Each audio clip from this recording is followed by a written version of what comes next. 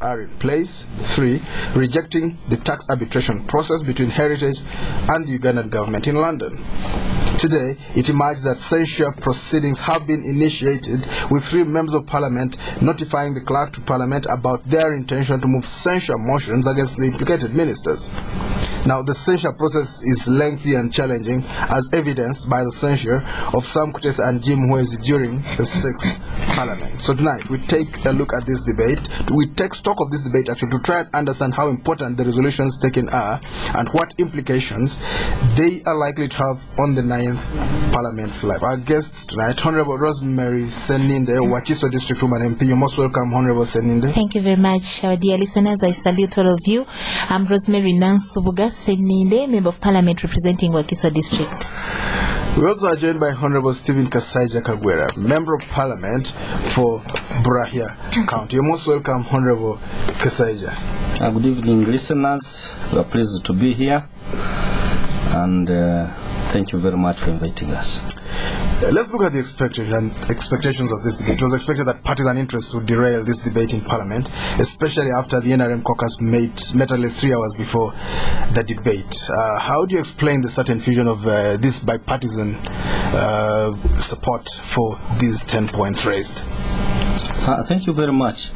Actually, that was the thinking of the people, because I'd met a number of people.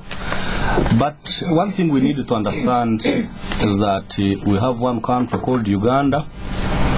We have one parliament serving the people of Uganda, and we all desire to achieve good for the population of Uganda. Therefore, when it comes to issues that pertain our people, we cannot be divided at all. If you're in Parliament yesterday, I told people that, I told Parliament that nobody will add us or nobody will subtract us. It's not about numbers. It's about the issue at hand. And the issue at hand was the motion concerning oil and gas. The issue at hand was about corruption that was talked about. So these are not partisan issues really. Oil is a resource for the people of Uganda. Nobody owns the oil resource as an individual. So when it comes to this issue really, we all come together because it affects the population of Uganda.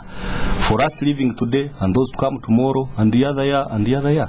So those were speculations, but I'm happy that members came together, and I think we did proud of this country.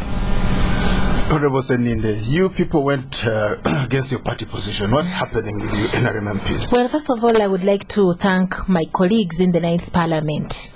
And I must say that me, as a Member of Parliament in the 9th Parliament, I'm really very proud to be part of this very Parliament. Sometimes I tend to ask myself what had happened to us in the 8th Parliament. To be honest with you, the spirit I see in Parliament now is beyond what probably at this moment one would think should be.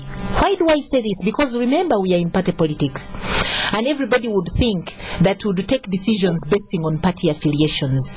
But as we speak now, the issue of corruption, first of all, I want to thank members of Parliament of NRM, because the way we are bringing out this spirited fight against corruption, we are actually supporting our president. If anything, if I were the president, I would be even very proud of such members of Parliament. Why? Because in his statements, in all his speeches, I have always quoted him. He says he's going to have zero tolerance to corruption. And now if members are helping to show that if there is any fears or any suspicions of corruption, and this is the way forward, then I think we need to welcome the gesture. Now, I would like to remind Ugandans, my dear listeners, that one of the key things we must understand now, the world changes. We are not living in a static world. The world is changing. And when the world changes, we must change with it. Now, we must not forget that corruption is a problem that affects everybody. It does not affect NRM. When I see my women, when I see our mothers, our fellow women dying in hospitals because there are no facilities, dying in hospital because a health worker has asked her to give 300,000 which she can't afford, and she loses her life. She's given that punishment to die simply because she's bringing a life to the world, as if it's a punishment. I'm telling you, we have to go this way, because all the money involved in this corruption should have saved our health centers, should have saved our children in schools to improve the quality of education. All this money we are talking about should have helped in improving the infrastructure, in the roads and so on. I know the government has done a lot. I do appreciate, because we need to give, to appreciate where it requires. But where things are turning differently, we need to put our voice loud. Now, on the issue of members of NRM giving one voice with members of opposition, I think this has been a very, very positive gesture that this parliament should be credited for. Because when we are talking about corruption, we were not talking about who is who. Not Seninde as NRM, yes, not Timbabas as NRM. And that is why when our Prime Minister stood up to defend himself and trying to say I'm the Secretary General of NRM, members said no. Answer as Zimbabwe, not as NRM. Don't attach yourself to NRM to make the public and the Ugandans think that NRM is the wrongdoers. NRM would be a very good party, but the people within it are the ones who want to make it a bad one. You're saying there's some bad tomatoes? Absolutely, bad tomatoes are the ones which spoil. Absolutely. Right. So I would like to thank my colleagues. And by the way, me, Rosemary Nasuga Seninde, I don't regret for whatever statements I made in Parliament. I saw you were very passionate yesterday. And I'm very proud of it. And I'm very happy that I put my heart out. Right. Because I have the passion for this country. I love my country. And most of all, I cherish my party. Right. And if you love your house, you want a clean environment. And if you want a clean environment, you have to clean the dirt out. You don't instead push it under the table or under the bed. You'll make the house smell. But this pushing, these actions that you're taking independent, you are already in trouble. President Museveni has summoned you. Are going to explain, you NRM MPs who went against your colleagues. My dear friend. You have been summoned. You are in trouble. You are going to be grilled by the president. How can you do what you did in Parliament? Maybe my brother can come in. Go on. Now, actually, you said that we sat for so many hours prior to going to plenary. Yes. But I would like to tell this country, especially our listeners, that nobody was making a position to protect corrupt people. We're just getting information. You can even call them thieves or suspected thieves. No. You don't think that suspected? Yes, suspected that's okay. So, therefore, people should not think that the NRM caucus was about protecting anybody. We are just getting information, which information were to use on the floor of Parliament. So really, the issue of saying that NRM is protecting these people, this is not true. But the president says the NRM MPs have to show up and explain to him why they took such an independent decision, opposing his ministers. Oh, yes. When he calls us, we shall go there and we shall tell him the way we spoke. And the reasons why we did so. Really, I know President Museveni will appreciate, because actually whatever we said it in good faith. And actually, as my colleague has just said, we are supporting his war. He's fighting against corruption. How do you explain this, Honorable Seninde? He's just appointed a cabinet and 3 men are suspected thieves. How do you explain his judgment? Now, let me tell you, and let me tell my dear listeners, I do sympathize with my beloved president. I love President Museveni, that one I must say. And I do sympathize with him. The reason why I do so is that he's faced with a very difficult situation. Yes. Like you've just pointed out, he has just appointed his cabinet and here things are. But let me tell you, according to my own understanding, the president is faced with a litmus test. Yes. Or he's facing a litmus test. A litmus test. Those are my words. Yes. He's faced with a litmus test. This is the time for him. Is this the test of his career? Not of his career. of what He's never faced so many rebels from his own party. No. In as far as corruption is concerned, that is what I'm saying. I'm sticking to corruption. But he's never been faced. Today he made a statement. He said, I know my powers. He's never spoken like that in 25 years. Okay, listen to what I'm saying. That means the lines have been drawn. Parliament has indicated to him that we don't trust the people around you. Oh. We suspect they are involved in such issues of corruption. We won't press it beyond that. And we want him not to believe us, but to give us a chance to prove to him what we are saying or to disprove. All right. Honorable. So, my brother, you are saying the lines are drawn. True, the constitution is very clear. It gives the president powers, like it gives the parliament powers. Absolutely. Like it gives the judiciary powers. So the lines are already there. So we acted within the mandate of parliament. The president will act within the mandate of the presidency and the executive. So really there's nothing new he has said. Well, the lines have been blurred in the past. We've seen black members at the judiciary, the high court. Yeah, I wouldn't. We've seen the president summoning MPs. We've seen an extension of the removal of the term limits. That was the 8th parliament, and this is the 9th parliament. Yeah. So we're seeing a new dispensation in Uganda's politics. I believe so. Historical, the barriers have been pushed. I want Ugandans to have confidence in this parliament. The shoreline is not wide. And not only having confidence in this parliament, but as well as praying for this parliament. Oh. Yes. What do you mean by praying for this parliament? Of course. We see someone gave you anointing oil. Go on. And that was the reason why I say we need to pray for this parliament is that because me as a believer, I know with God's mercy we shall be able to stand to put our foot down, and we shall be able to protect Ugandans. Because, my dear friends, one thing that pains my head, one thing that hurts me so much is to see a Ugandan suffering. A Ugandan cannot buy a kilo of sugar because of the economic crisis. Although I do appreciate the economic crisis is not only for Uganda, it's a worldwide problem. That's true. But if our people cannot really feel happy with what's going on, and then a handful of people are enjoying the resources, and according to me, I look when we talk about these corruption issues. By the way, in my culture we have a saying. By the way, even in English it is there. There is no smoke without fire.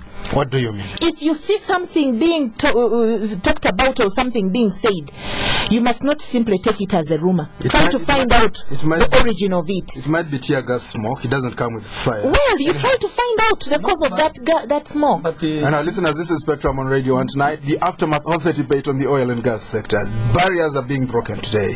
Things we knew in the past no longer make sense, right? Our president today said he knows his powers. It's the first time he's ever made that statement, which means, well, things have gone ahead. We're asking the question tonight, how important are the resolutions taken in Parliament yesterday, and how do the events of the two-day debate reflect on Parliament? Our guests, Honorable Rosemary Seninde, Wakiso District Woman MP, and Honorable Stephen Kasaija Kagwera, Burahya County MP. My brother, when the president says he knows his powers, true, he knows his powers. They could have not said it in the past, but really, the powers are there. So I don't see anything wrong he has said. When a man says in his home, I'm a man, that means his power is being challenged. The NRM MPs are challenging the president's position. We are not challenging him. That's something we can try to hide. I wouldn't like to say that. We are not challenging him. We are supporting him. Actually, we respect him. Yeah, and we are supporting him. Yes. Can we look at the 10 points that were raised yesterday? You passed them and people thought they were strong enough. And NRM, everybody came in, including a general. We only have 5 generals, I think. A general said, they made them even stronger. Give us some highlights, one bullet by bullet, very briefly. There are 10. A moratorium on executing oil contracts and all transactions be put on the executive arm of the government until the necessary laws have been passed by Parliament to put into effect the oil and gas policy. You see, there is a policy already in place. Yes. But we must put enabling laws to allow it to operate.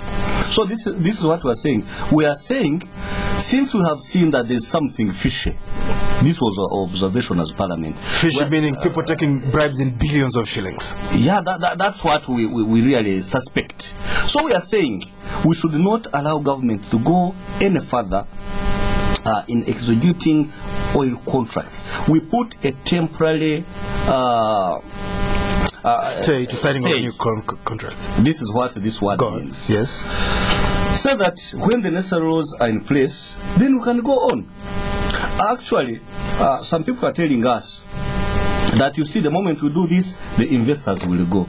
I really don't agree with these people, because any serious investor would wish to work within a conducive atmosphere where there is no suspicion, where there is nothing that this investor has to fear. So what we are trying to do cannot scare the investors, as some people are trying to say.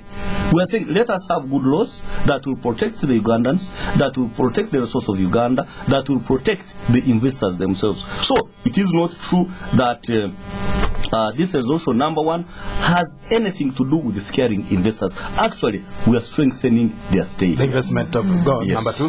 Number two, that the government comes up with the necessary laws and tables the same in Parliament within 30 days from the date of this resolution. Yes. Actually, there's nothing wrong with this. Yes. We've been operating in a situation where there were no laws. Yeah. Clear laws. There were some laws, but really not.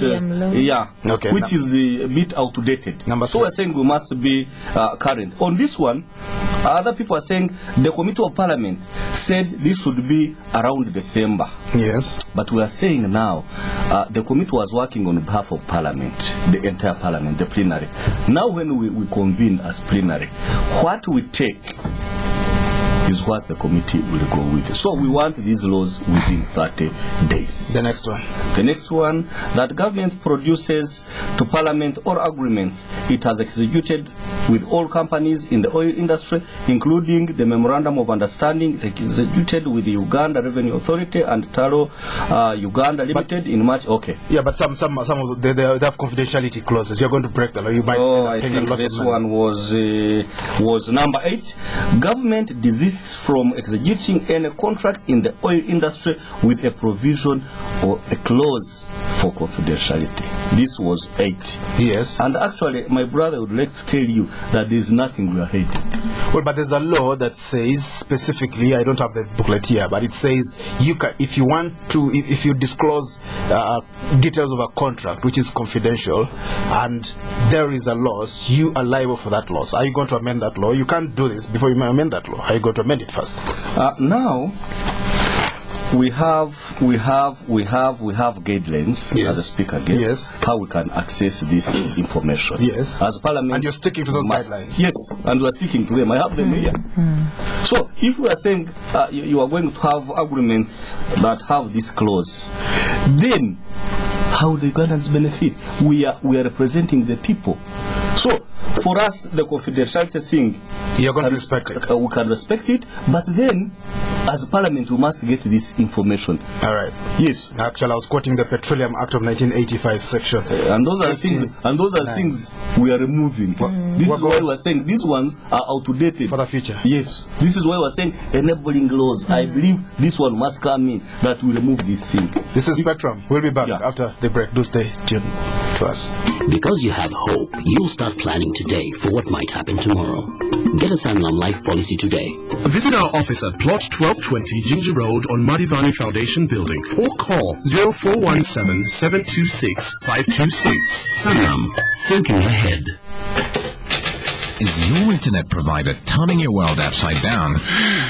Broadband Company offers fast and reliable internet solutions. And for the first 100 subscribers this month, we offer 0 connection fees. Save up to 400,000.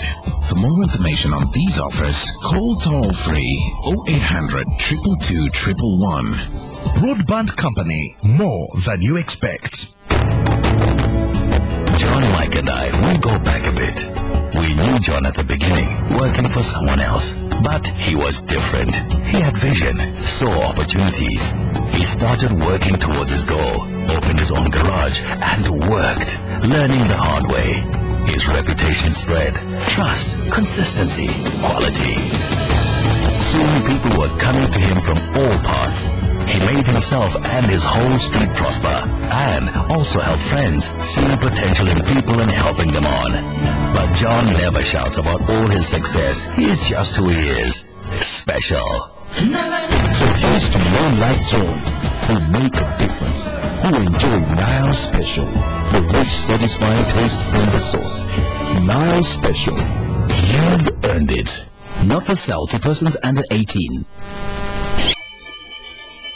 Maria! Hey, Mom, what are you doing here? I forgot to spread on the other slice, Maria. Take this. Hey, Mrs. Makundi, what are you doing here? You know, Blue Band helps my child grow. That's why I spread on every slice. Every slice spread with Blue Band is an opportunity for your child to grow. So mums, spread on every slice. Daily Blue Band, daily growth. Spectrum on Radio 1 FM 90 is brought to you by Stanbic Bank. Welcome back on Spectrum tonight. The aftermath of the debate on the oil and gas sector. How important are the resolutions taken, and how do the events of the two-day debate reflect on this 9th Parliament? Our guests are Honorable Rosemary Seninde, Wakiso District Woman MP, and Honorable Stephen Kasaija Kagwera, Member of Parliament for Burahya County. Let's talk about, you've said, and you made an important point, you said you're going to amend the law, the new laws that you want to bring. You want to exclude confidentiality as a condition for signing some of these contracts. Don't you think we'll lose some investors there, Honorable Kagwera? No, in this case, I don't see why we should lose investors. What are we heading? What is government heading? What is government heading? What are the investors heading? Actually, today, you cannot hide anything. Yes. These investors know, government knows, and other people know. Should I tell you that other people know how much oil we have now? And some of us don't know. We are coming to be members of the oil producing countries. They will need to know how much oil we have. How are you going to stop them? How are we earning from it and all those all these monies and whatever. So really, this one. How do they affect the budget? You know? Exactly. Those are things Ugandans will want to know. This is why what the Honorable Seninde was saying. The world has changed. You cannot move in isolation. You cannot hate these things. Even some cases, arms, which should be top secret. Top secret. But people know what countries have and what countries don't have. That's for very information. True. That's true. So, what are we hiding? So the world has changed. We have to be open. And anyway, if you are hiding this from the members of parliament, then who is this person in the know? Yes, go on. Yes, who is this person in the know? Yes, of course, parliament is a part of government. Yes, we are the third arm of government. That's true. So, if you are saying government should be in the know, and parliament should not be in the know, this is a contradiction. If we are to have something we are so the public from knowing, at least parliament should know. All right, let's talk about this censure process. Today, Honorable Seninde, today it emerged that there are censure proceedings being instituted against 3 ministers who are implicated in this debate. Can you tell us what it will take for such a motion to succeed? Well, first of all I know is that in our resolution number 9, because according to resolution number 9, which was amended by Honorable Rosemary Seninde, yes, here in the studios, yes, I amended this resolution because we wanted to provide for room of. Okay, first of all, I need Ugandans to realize that when we talk of censuring is something that of course is provided in the constitution, yes, in article 118, yes. But of course we must not forget that of course it has a process. Yes. Now, entering into that process,